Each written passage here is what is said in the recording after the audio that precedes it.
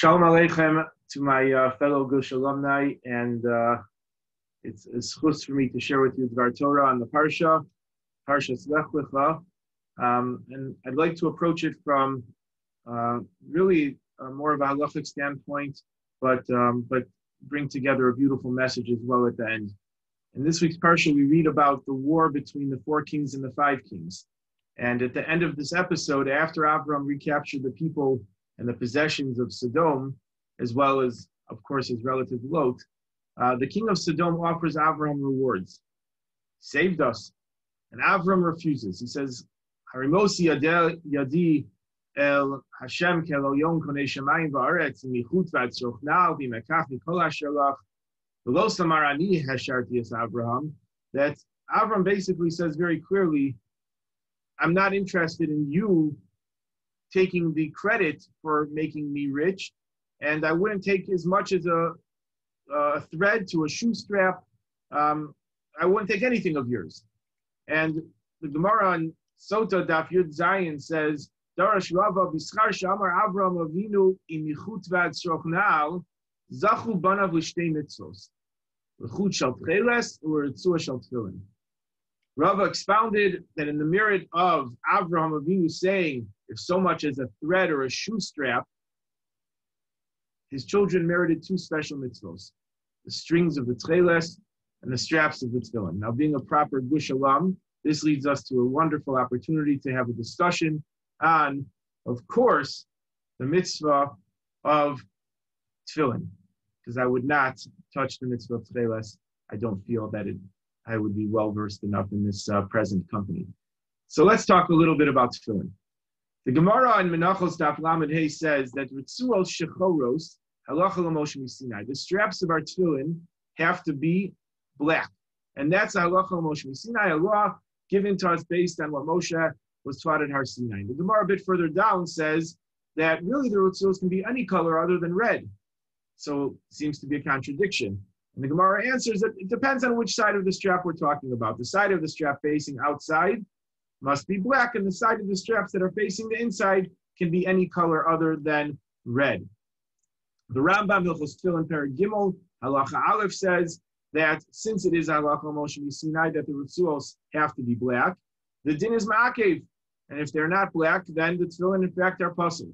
And Shulchan Aruch Simin Lamed Gimel Sif Gimel says, Paskin is just like the Gemara, that the side of the straps that face out must be black. The side that faces in can be any color other than red. And we should also note that the black dye for the Ritzuos has to come from a kosher product, as does the dye that we use if we're repainting the Ritzuos, and the Ritzuos have to be done lishma. So therefore, if you're going to repaint the Ritzuos, so we say l'shem mitzvahs tefillin, but that's a side point. The Mishnah Berurah Sif Katan Yud Tes says that the Ritzuos have to be black like a raven. In other words, it's a very dark black. And he says, you have to be very careful with this.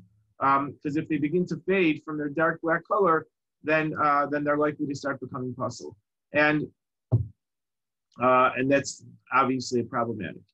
The second point, another point that's made is that Ritzuos have to be a certain length, la'alacha.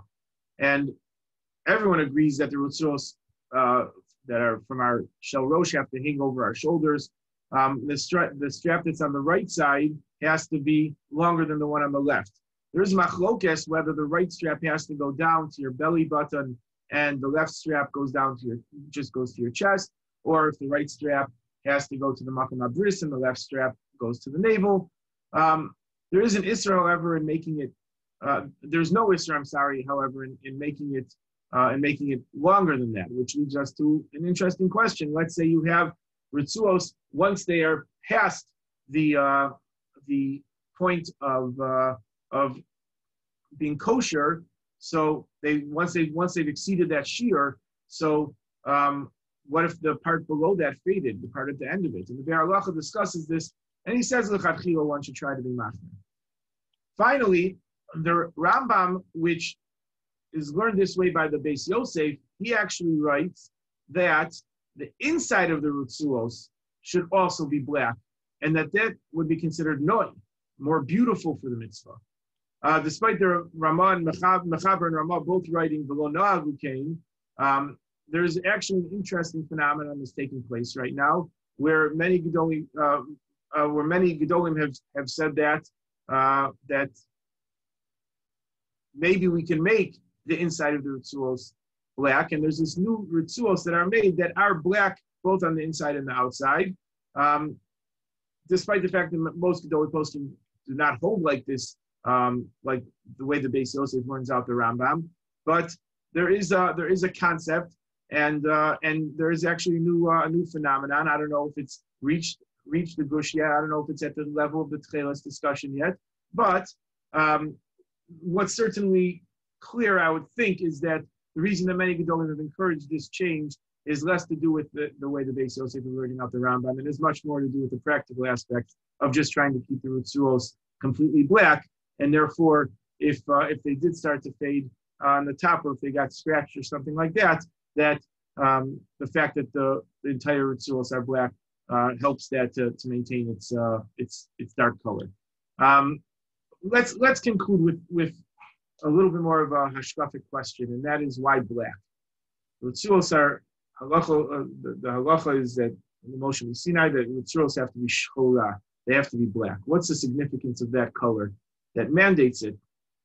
That's the color of the ritzuos. And the answer really is simple. Obviously, if it's halacha Moshe Sinai, that's enough said, and we follow the halacha Moshe Sinai. But still, the Eliyahu Rabbah in Siman Lamed Beis says that black is the only color that cannot accept any other color. No matter what color is added, it's going to stay black.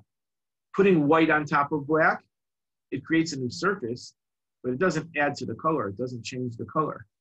This, he says, serves as a symbol of the purpose of tefillin. Yichud Hashem, the oneness of HaKadosh Baruch Hu. When it comes to Malchus Shemayim, there's no room for multiple deities. As we proclaim and is written in the tefillin, Shema Yisrael Hashem Elokeinu Hashem Echad, which is really the message, the essence of the tefillin. As we say in the beautiful tefillah before we put on our tefillin, Sheyesh Ben Yehudo V'Achduso Yisbarach Shemo Ba'olam.